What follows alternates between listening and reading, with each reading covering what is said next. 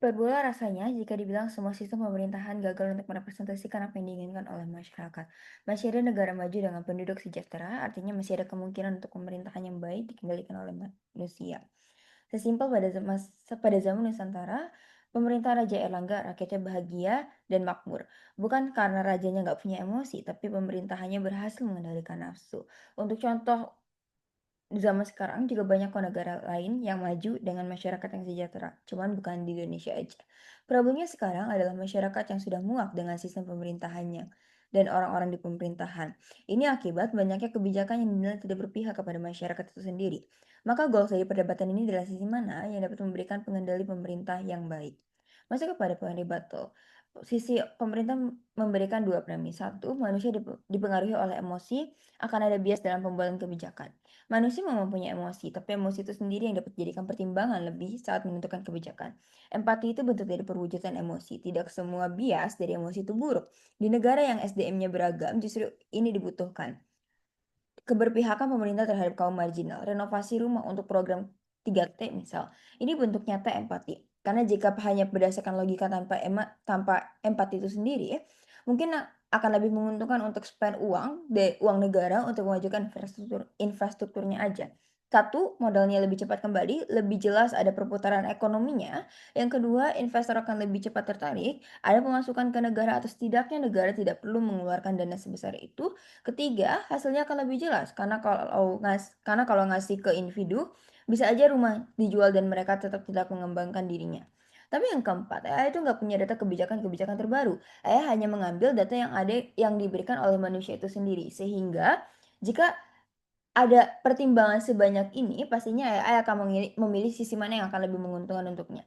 Tapi empati ini tuh bikin pemerintah memastikan kondisi setiap individu untuk mempunyai rumah yang layak. Setidaknya mereka bisa hidup nyaman dan mengembangkan dirinya ke taraf hidup yang lebih baik pada akhirnya.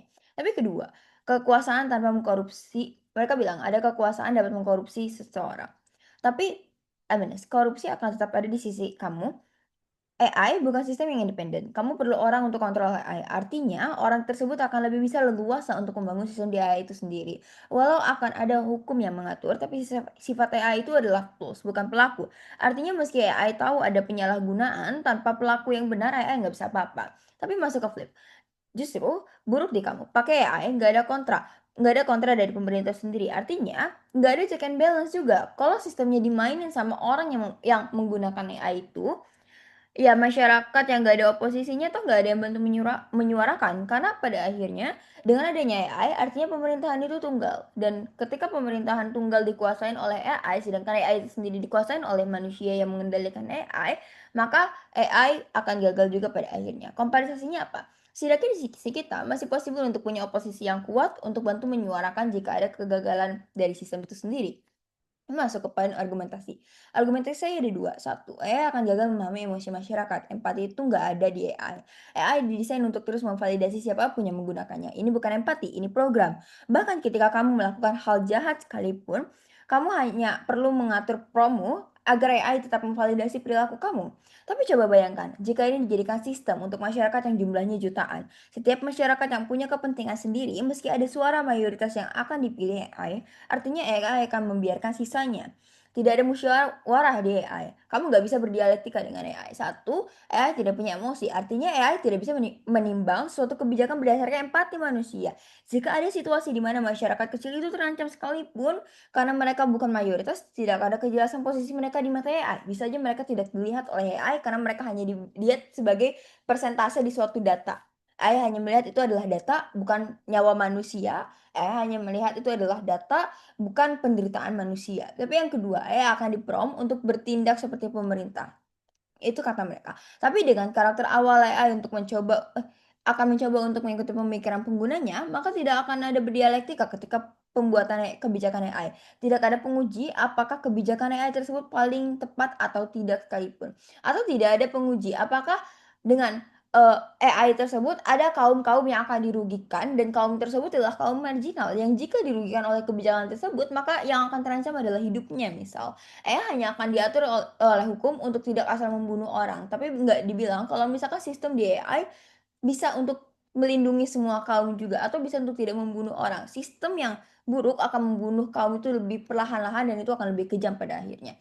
Tapi nih, AI itu kaku dan premis AI dalam menarik kesimpulan itu nggak kebaca. Artinya jika ada solusi lain yang lebih baik untuk menentukan kebijakan, namun di data yang ada, kebijakan tersebut pernah gagal, AI bisa aja langsung ambil kebijakan lain tanpa mempertimbangkan hal lebih lanjut hanya karena kebijakan yang lainnya pernah gagal. Ini tuh possible to happen karena algoritma AI dalam menarik kesimpulan sendiri abstrak. Artinya kita nggak tahu atas dasar apa AI ambil keputusan tersebut.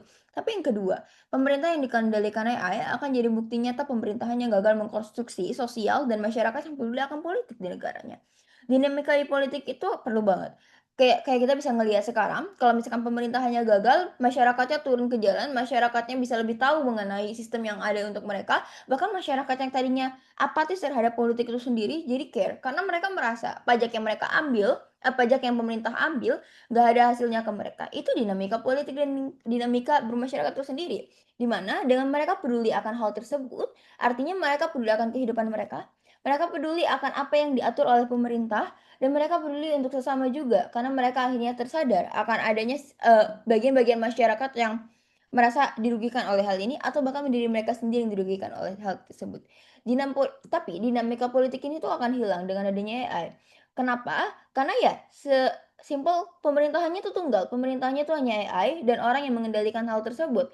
Sesimpel orang tersebut hanya perlu untuk mengatur sistem di AI, maka AI akan mengikuti saja prompt yang ada dan hal tersebut tidak terdeteksi. Bahkan oleh masyarakat itu sendiri, mungkin karena masyarakat juga udah terlalu percaya akan AI yang sifatnya netral, tapi mereka lupa bahwa pengendali AI sifatnya tidak netral.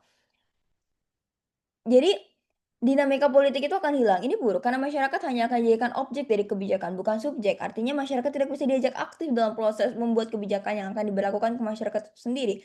Tidak ada check and balance, artinya kalau ada seorang masyarakat yang tertindas dengan kebijakan tersebut, karena dia bukan mayoritas, dia akan dibiarkan saja, seperti yang aku udah bilang tadi.